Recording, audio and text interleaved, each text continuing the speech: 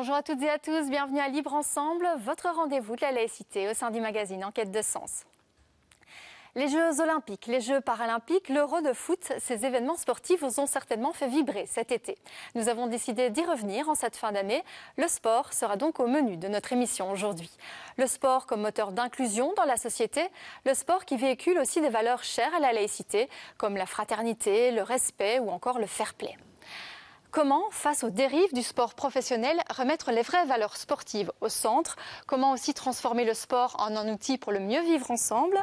Nous allons en discuter avec nos trois invités aujourd'hui. Bonjour à tous les trois. Bonjour. Alors, tout d'abord, Anne Dieterhen, vous êtes présidente du comité paralympique belge, présidente aussi de la Ligue francophone handisport.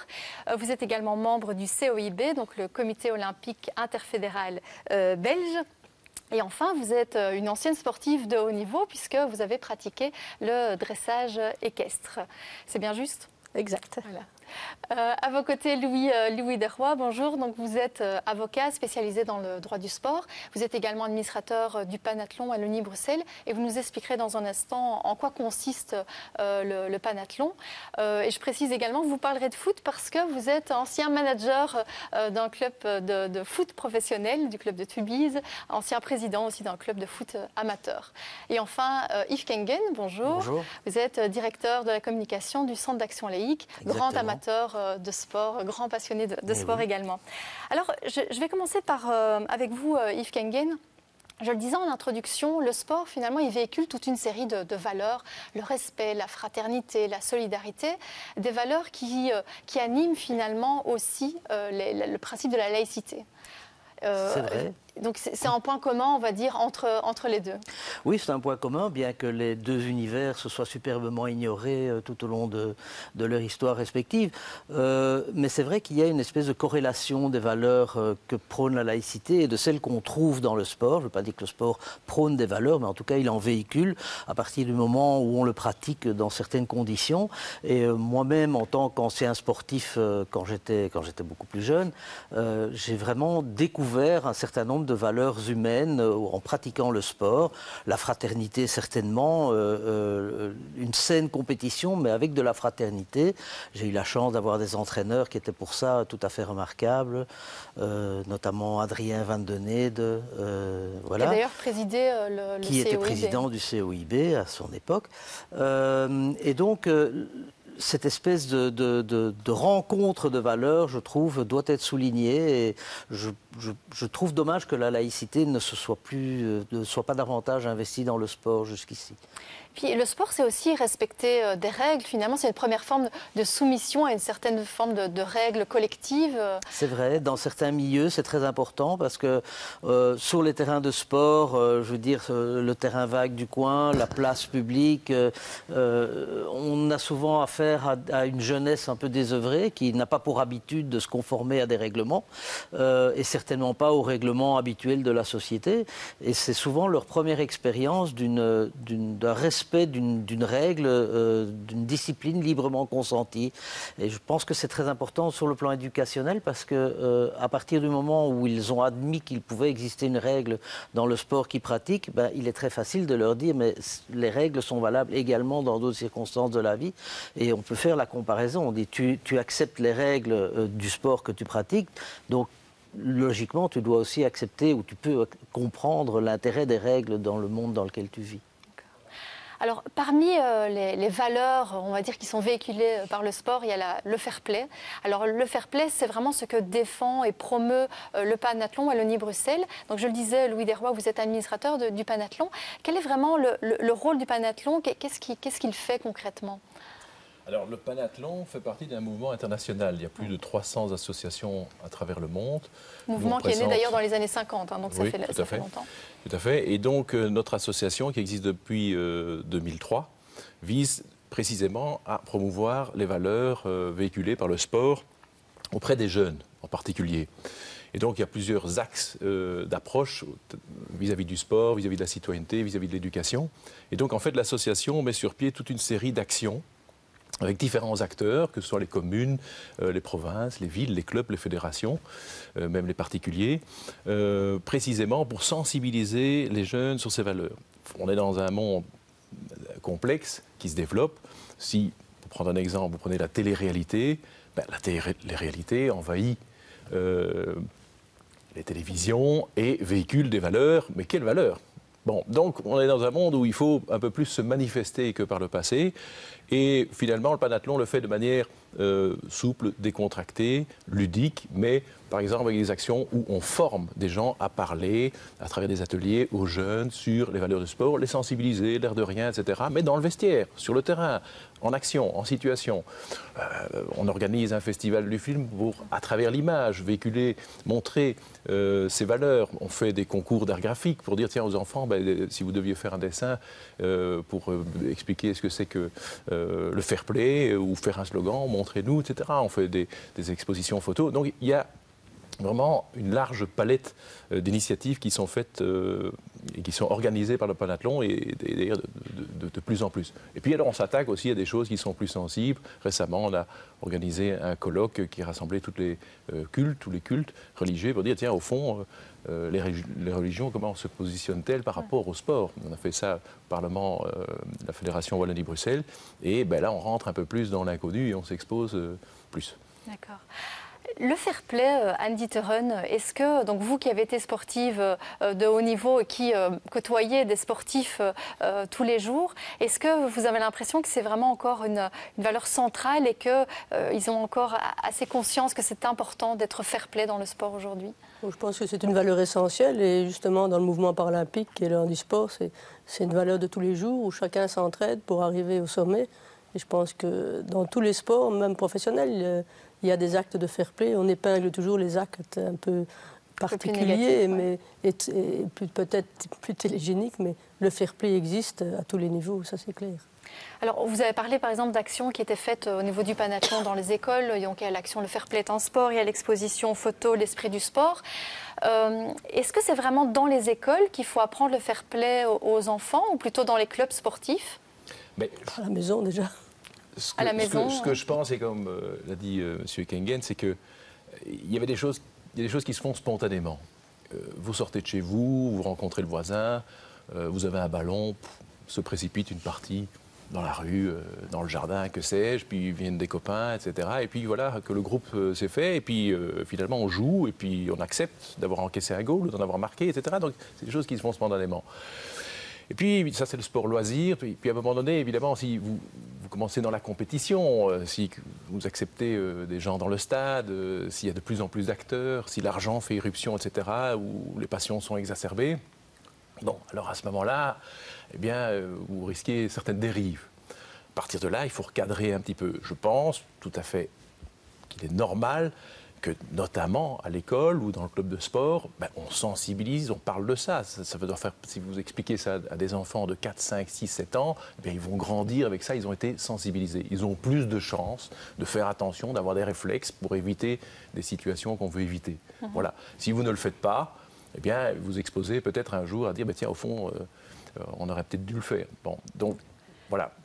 Le sport, pour moi, et là je parle d'une expérience personnelle, c'est un magnifique vecteur spontané pour rencontrer des gens d'autres cultures, d'autres milieux, etc., ce que vous ne feriez pas. Vous vous retrouvez dans un vestiaire avec quelqu'un qui a peut-être obtenu le statut de réfugié, un autre qui est le fils d'une grande famille, etc., et tous ces gens se retrouvent naturellement autour d'un terrain, et là, toutes ces différences de classe sociale, etc., s'estompent pendant le moment du jeu. Ouais.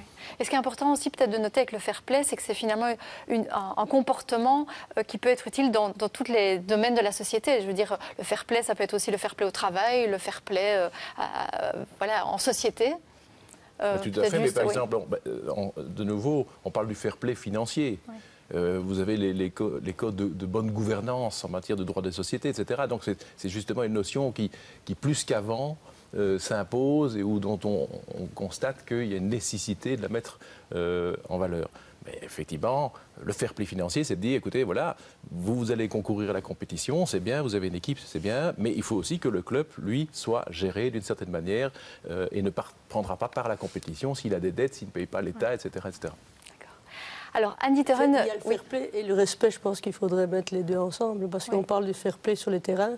Mais par exemple, un fair play que je trouve essentiel, et c'est plus un respect, c'est quand on voit dans les parkings des places pour des personnes en situation de handicap, et que Pierre-Paul et Jacques vont s'y mettre sans se rendre compte que des personnes en situation de handicap ne pourront pas se mettre ailleurs, puisqu'ils ont besoin de plus de place pour sortir leur chaise et pour partir. Donc dans la vie de tous les jours, le fair play, c'est une question de respect. Et je pense que quand on respecte, on a du fair play. Alors, parlons justement des personnes en situation de handicap. Les Jeux paralympiques, par exemple, est-ce qu'il y a vraiment un effet concret? Est-ce qu'on peut vraiment dire que le sport, via notamment les Jeux paralympiques, sont vraiment un moteur d'inclusion dans la société? Absolument. Je pense que la société peut le voir d'une manière télégénique déjà.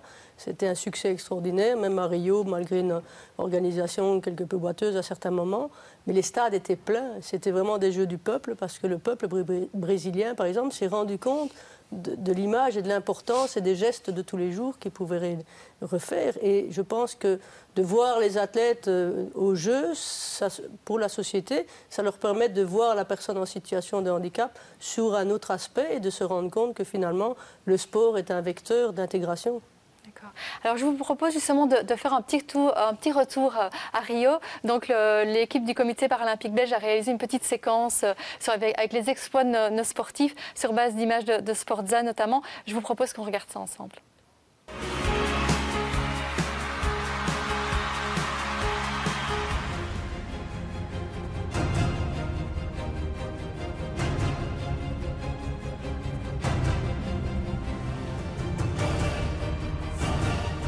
Je zie emotioneel een van de prachtigste momenten uit mijn carrière.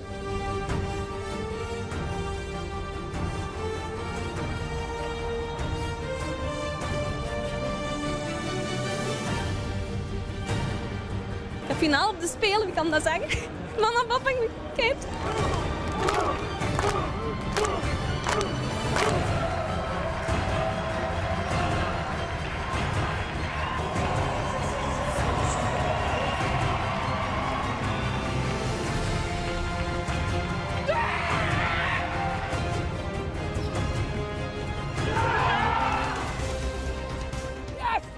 We did it!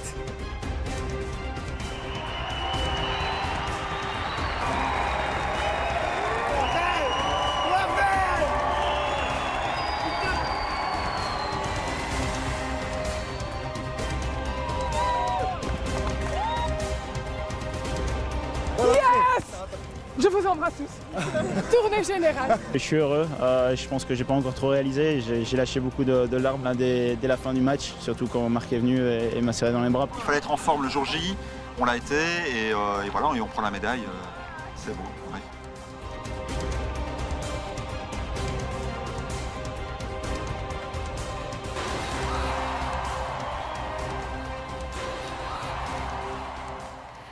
Anne Dieterhen, on sent une pointe d'émotion dans votre regard quand vous regardez ces images. Oui, c'était des jeux fantastiques, des moments vraiment très prenants, extraordinaires. Les athlètes qui ont poussé leur performance vraiment au plus haut, qui ont vraiment réalisé ça dans un esprit d'équipe. Et c'était vraiment des moments inoubliables et fabuleux.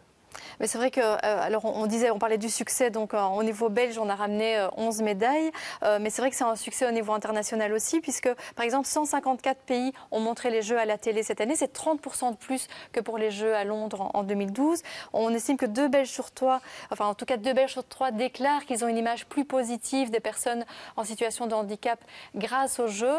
Donc il y a un effet direct sur l'image de la personne handicapée grâce à ces Jeux. Absolument. D'ailleurs, après Londres, on a constaté que le nombre d'athlètes qui se présentaient, le nombre de clubs qui se sont créés, et encore aujourd'hui, après Rio, on a plein de demandes. C'est comme ça aussi qu'après Londres, on a découvert aussi des athlètes de sport d'hiver. Vous allez me dire, ça n'a rien à voir.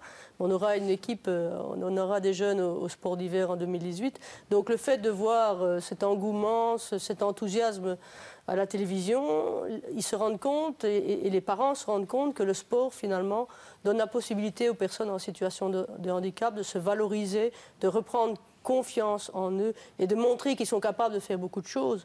Et nous devons regarder les gens en situation de handicap avec ce qu'ils peuvent réaliser, avec ce qu'ils peuvent faire. Dans la vie de tous les jours aussi, on a tendance en général dans la vie à regarder les gens, voilà, il ne sait pas faire ça, il ne sait pas faire ça. Non, tout ce que les gens peuvent faire, si on peut mettre toutes ces forces ensemble, on pourrait réaliser des choses extraordinaires. Regardons le bon côté des choses et pas toujours les côtés négatifs. Les gens ont une ressource extraordinaire et les personnes en situation de handicap encore plus. Ils ont dû vaincre ce qui a provoqué leur handicap. Ils doivent se prouver à eux-mêmes ce qu'ils sont et nous pouvons les encourager en les regardant comme ils sont réellement et non pas en ayant une pitié. C'est fini cette époque-là. Ils souhaitent faire partie intégrante de la société et nous devons, nous aussi, les y aider. Mais du coup, est-ce que le risque, c'est peut-être pas de présenter peut-être certains comme des surhommes ou des surfemmes et que du coup, une partie peut-être des personnes handicapées ne se sentent pas à la hauteur Parce que c'est vrai qu'on a tendance souvent à présenter, quand on parle des Paralympiques, on axe beaucoup sur ce côté, voilà, vraiment, ils sont dépassés, ils sont vraiment des surhommes. Voilà. Est-ce qu'il n'y a pas un risque derrière ça peut-être? Non, parce qu'il y a beaucoup, ici c'est le sommet de la pyramide que vous voyez, mais en dessous, il y a beaucoup de jeunes et de moins jeunes qui font du sport et qui, par le sport, se rendent compte qu'ils peuvent réaliser quelque chose et ça leur donne aussi une valeur supplémentaire pour accepter la vie et la vivre mieux. Et puis comme on sait, le sport quand même, ça devrait être la santé et ça leur permet justement de rester plus en forme et de parvenir avec ces objectifs-là, de réaliser d'autres objectifs. Tout petit progrès est un progrès et c'est ça qu'il faut considérer. Et ici, je vous dis encore une fois, c'est le sommet, mais il y a des tas de jeunes qui peuvent s'identifier aux vedettes. C'est d'ailleurs dans tous les domaines. Quand on voit un grand violoniste et celui qui fait ses gammes pour les parents, c'est pas toujours terrible. Ben, ici, le sport, c'est la même chose. Il faut avoir le temps de faire ses gammes. Il faut surtout le faire parce qu'on aime le faire et il faut y prendre plaisir. Le sport est un jeu, c'est ludique et il faut garder cette valeur-là au sport. C'est important de rappeler aussi effectivement le sport comme jeu. Alors, je disais le sport comme moteur d'inclusion pour les personnes handicapées, mais le sport aussi est un facteur de réduction d'inégalités sociales. Enfin, il permet de réduire certaines inégalités. Et le foot, souvent, est cité en exemple, parce qu'effectivement, vous le disiez un peu tout à l'heure, Louis Desrois, finalement, dans un vestiaire, sur un terrain de foot, tout le monde est réuni. Est-ce que c'est le sport peut-être universel par excellence, populaire par excellence ? Oui, certainement, mais il y en a d'autres. Mais disons que dans chaque discipline, vous avez à un moment donné quelqu'un qui émerge. Si vous prenez Lionel Messi en football, ben, il inspire, il fait rêver des millions de jeunes. Voilà, donc vous parlez d'effets positifs, bon, il y a beaucoup d'effets positifs. Après, il y a le star system, il y a l'argent, etc. Mais avant tout ça, il y a des jeunes qui rêvent en voyant des vedettes, etc. Alors ça les inspire. Ils ne vont pas tous devenir comme lui, mais ça les inspire, ça leur donne du courage. Ça dit, moi aussi, j'ai envie d'aller dehors, j'ai envie d'aller jouer, j'ai envie de devenir bon, etc. Donc tout ça, c'est positif. Après, voilà, ils se trouvent dans un vestiaire, ils rencontrent des gens, et ces gens viennent de partout. Et là, toutes ces différences s'éclipsent au profit du jeu. Au profit du jeu. Et ça, je pense que, de fait, c'est un vecteur d'intégration immense. Parce qu'en plus, il n'est pas vraiment organisé. Il est spontané, les gens s'inscrivent, viennent, ils jouent ensemble, etc. Puis ils sont encadrés, espérons-le, le mieux possible. Et alors, finalement, ben, les choses se passent. Et c'est toujours mieux comme ça, naturellement. Moi, j'ai énormément d'amis qui sont d'autres communautés musulmanes, etc., par le football. Et ça a créé des liens énormes parce qu'on a vécu des moments de peine, mais des moments de joie, on a gagné des titres, etc. Et ça a créé une histoire. Et quand on se revoit, ben, on repense toujours à ça, etc. Et c'est comme ça que dans la vie aussi, vous construisez, c'est au contact des autres et d'autres communautés. Donc ce sont des choses qui, pour moi, sont essentielles. Alors, le sport, il y a aussi des dérives. Alors, on parle du dopage, on parle de la violence dans les stades. Alors, voilà, on a des exemples récents, évidemment, lors du match, par exemple, Charleroi-Standard, mais il y en a d'autres. Comment finalement arriver à dépasser ça, à dépasser voilà, le star system, toutes ces dérives, et comment arriver à montrer aux jeunes que le sport, c'est aussi autre chose, peut-être. Je pense que le premier coupable... c'est surtout autre chose. Le premier coupable là-dedans, c'est l'argent, bien entendu, et le miroir aux alouettes qu'on fait qu'on fait miroiter, oui. Il faut savoir qu'il n'y a que 2%, je crois, des joueurs de football professionnels qui sont vraiment très très bien payés, et que pour quelques joueurs qui gagnent les millions et les dizaines ou les centaines de millions qu'on voit étalés dans les journaux, surtout ces temps-ci, vous avez beaucoup de tâcherons qui gagnent leur vie difficilement, à la sueur de leur front, c'est le cas de le dire, et je crois vraiment qu'à partir du moment où on arrive dans une espèce de mercantilisme et de commerce de joueurs avec des sommes pareilles, forcément on perd toute l'essence du sport lui-même, et c'est le commerce qui devient le moteur. C'est-à-dire qu'on doit rentabiliser des investissements, les gens qui investissent doivent gagner, on vend des joueurs, ça brasse un argent monstrueux.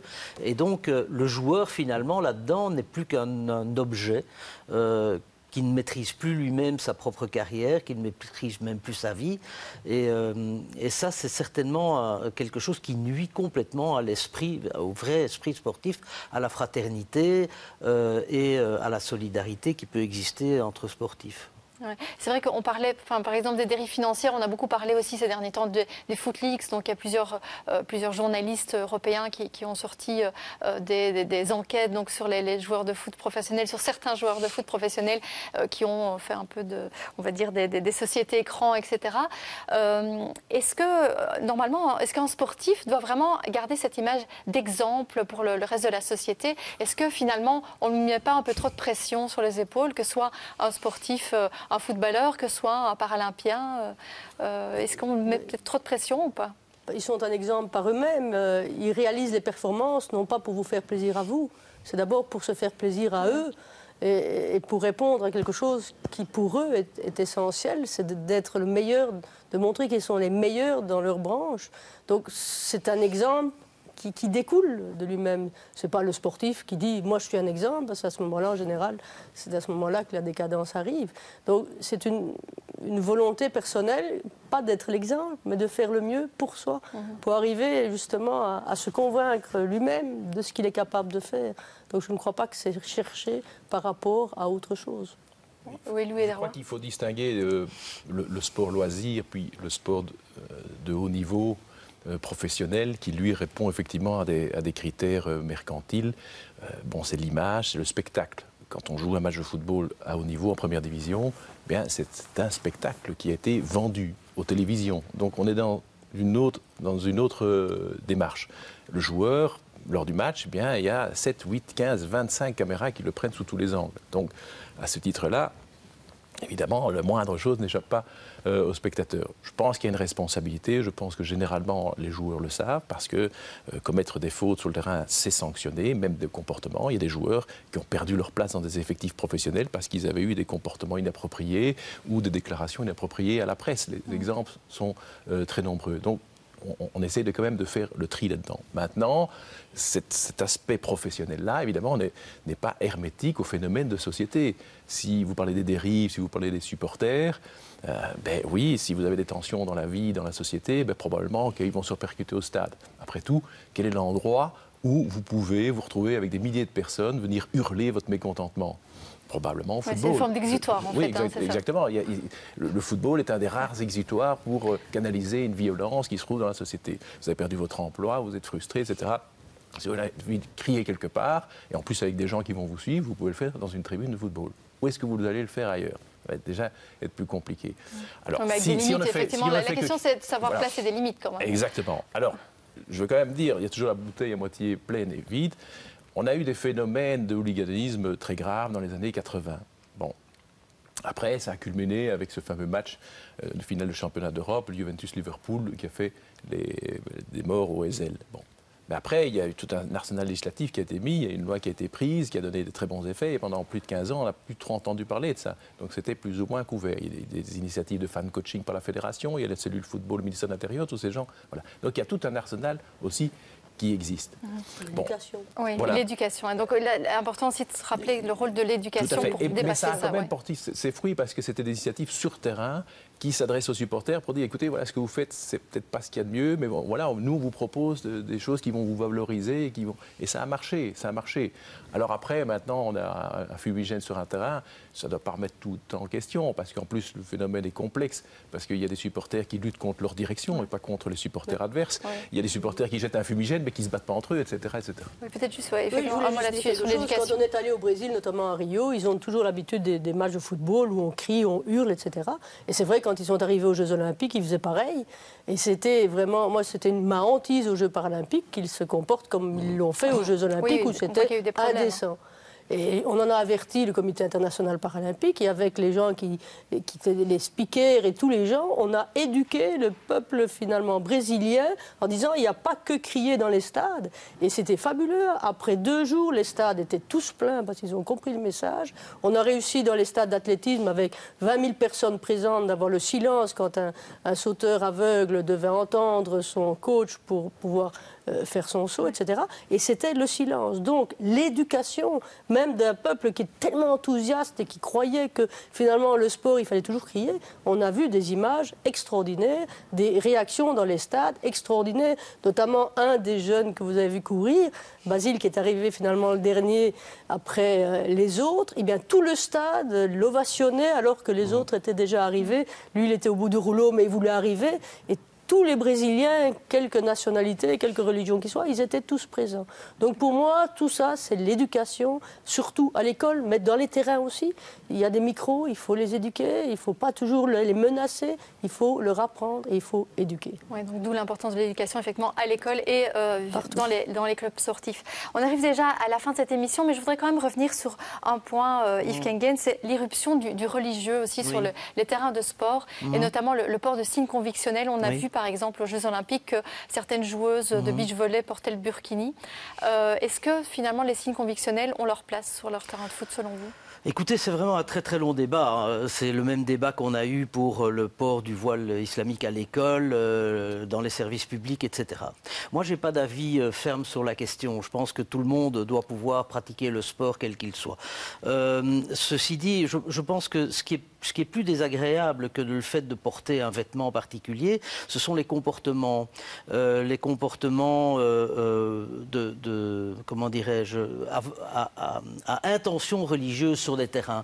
Et on ne voit pas ça dans le sport amateur, curieusement, mais dans le sport professionnel, c'est un espèce de déballage de bondieuserie insupportable de voir les joueurs qui prient sur le terrain, qui se prosternent, ou pire, qui remercient Dieu quand il marque un but, comme si c'était Dieu qui leur avait fait marquer le but. Et je trouve que par rapport à l'idéal de fraternité qui doit être celui du sport, c'est complètement antinomique, parce que ça revient vraiment à dire à l'adversaire « Mon Dieu est plus fort que le tien, regarde, c'est grâce à lui que j'ai marqué, et toi t'es qu'un... » Donc ça, c'est vraiment, je trouve, c'est vraiment insupportable.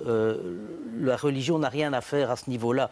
Je veux dire, le sport, ce sont les hommes qui se battent, ou les hommes et les femmes d'ailleurs, à armes égales, et le plus fort gagne. Mais remercier Dieu ou amener une présence, je veux dire, surnaturelle comme ça sur les terrains pour faire en fait du prosélytisme, je trouve que ça n'a vraiment pas sa place.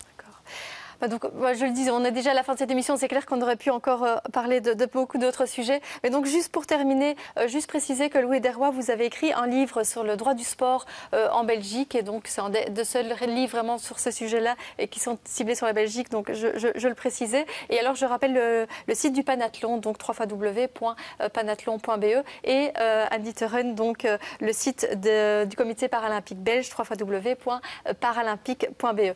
Merci en tout cas à tous les trois de nous avoir éclairés sur ce sujet. Merci à vous. Merci à vous de nous avoir suivis. Je vous souhaite de très joyeuses fêtes de fin d'année. Et on se retrouve déjà la semaine prochaine pour une rétrospective de l'année 2016 dans Libre Ensemble, votre rendez-vous de la laïcité. Belle journée à tous.